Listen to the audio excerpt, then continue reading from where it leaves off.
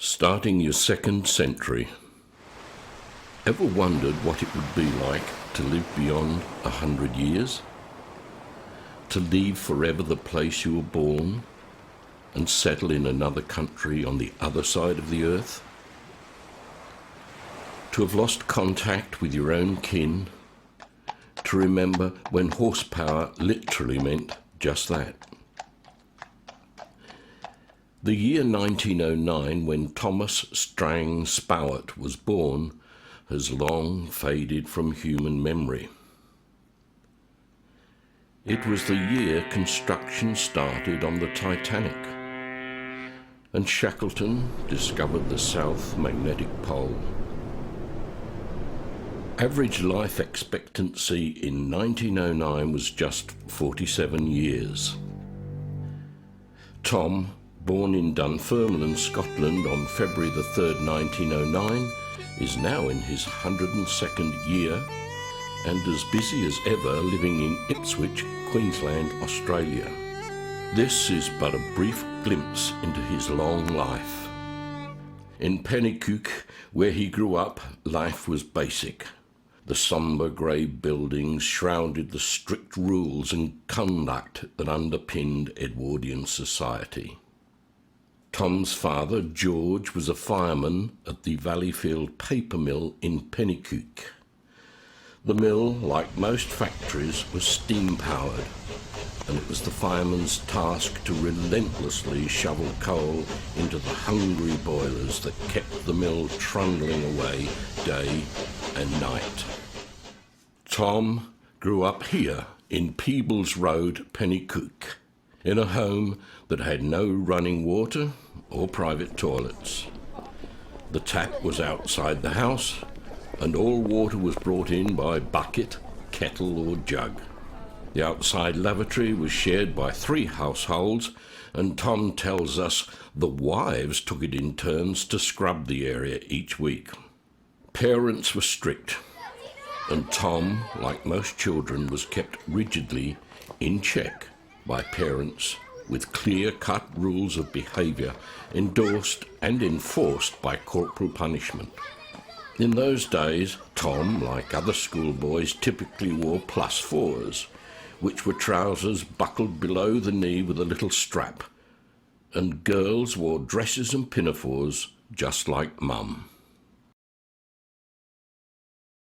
World War I was raging while Tom grew up. And although a relatively small town, cheeky Tom still remembers the song all the children sang as the Highland soldiers proudly marched with sloped arms and kilts a-swaying to the perfect rhythm of drums and wail of pipes.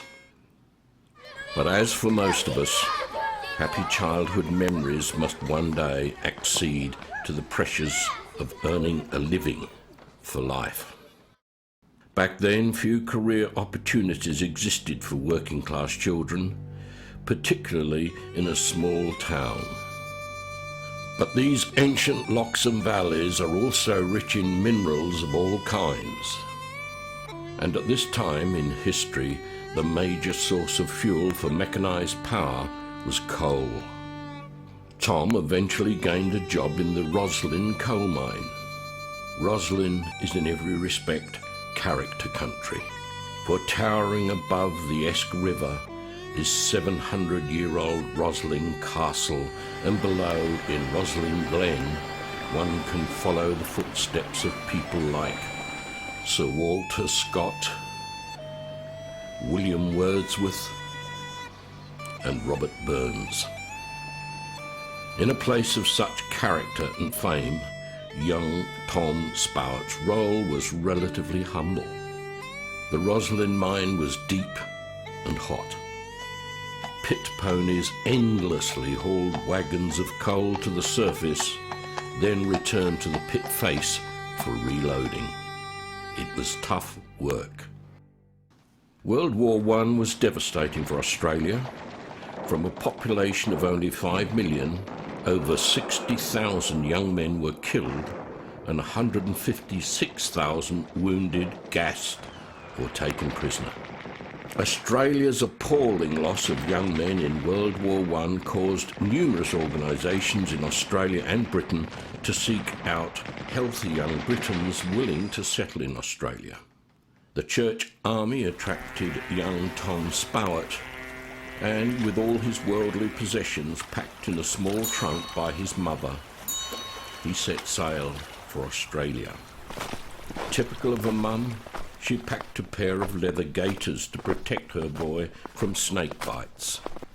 He never wore them. On arrival in Brisbane, Tom and about 50 other lads were transferred to Yungabar Hostel under the Story Bridge. Then it was on to Mudgery Bar on the Gold Coast hinterland. Mudgery Bar came to prominence with the coming of the railway, and Tom's first job was with Jack Davenport. Milking cows meant a 4 a.m. start, and then on to grubbing lantana and all the other farm duties for the rest of the very long, hot days. Here's Tom with his 2-horsepower plough. Tom eventually left Jack's employ and leased some land of his own, determined to grow bananas. But the 1930s was destined to be another decade of turbulence for the world. World War II was looming, and Tom again tried to join the services. And whereas he was considered too young to fight in the First World War, he was this time considered too old, at 40, for the Second World War. Australia lost another 40,000 young people. However, as Tom disappointedly walked from the recruiting office, he was intercepted by a representative of Manpower, who persuaded him to become a dilutee at the Ipswich Railway workshops. Tom accepted and underwent special training to join the tool and gauge section at the workshops. Tom eventually moved on to again establish his own banana plantation at Dundas in the Brisbane Valley.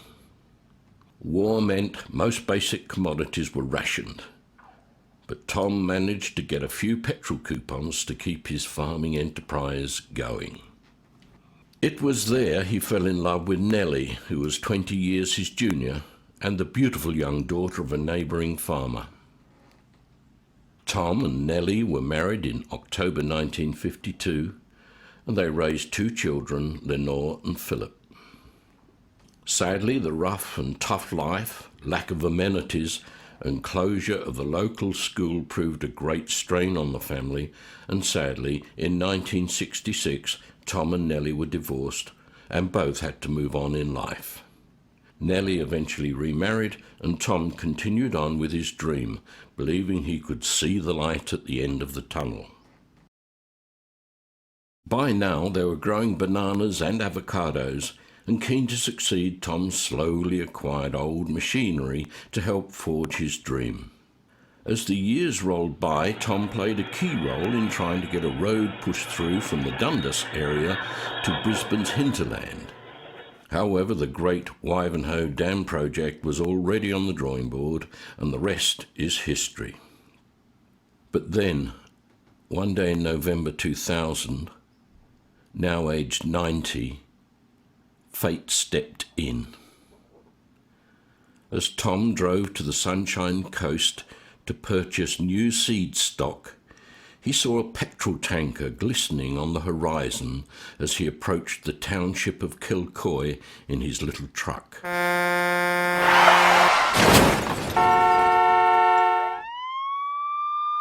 It was days later when Tom regained consciousness. In Redcliffe Hospital, he learned he'd collided with the tanker and was lucky to be alive. Recovering from the accident, Tom was kept in Redcliffe and Ipswich hospitals. However, the damage to his leg would be permanent and forever put paid to his dreams of farming. The farm and its dreams had to go. As so many memories and dreams are sacrificed when time and luck runs out. But does the Tom Spowart story end there? No.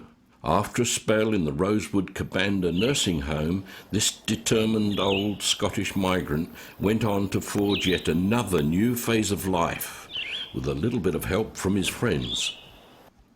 Living in Ipswich Gardens retirement home, he joined the Ipswich 60 and Better programme and remained convinced life for mature age people can have endless positive possibilities.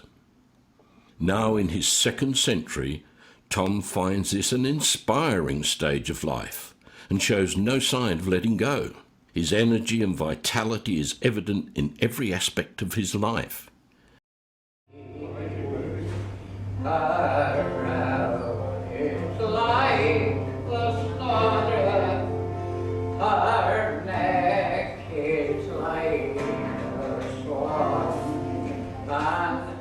He has an agenda that keeps him on track day to day and week to week, and all this is done independently.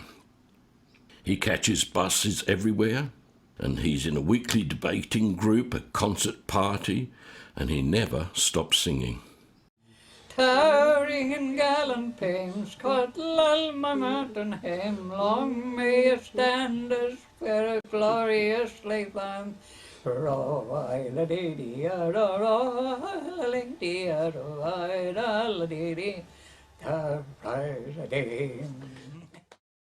Can we learn from the Tom Spowart story? That's for you to decide. We asked Tom whether the world was better for his being born, and his answer is simple. Oh my word. As you can see, Tom is powered by purpose, and a sense of purpose along with self-esteem has long been identified as vital in terms of human survival. Towering and gallant Pames, Cottle Alma Mountain Hame, long may it stand as for a glorious lifetime.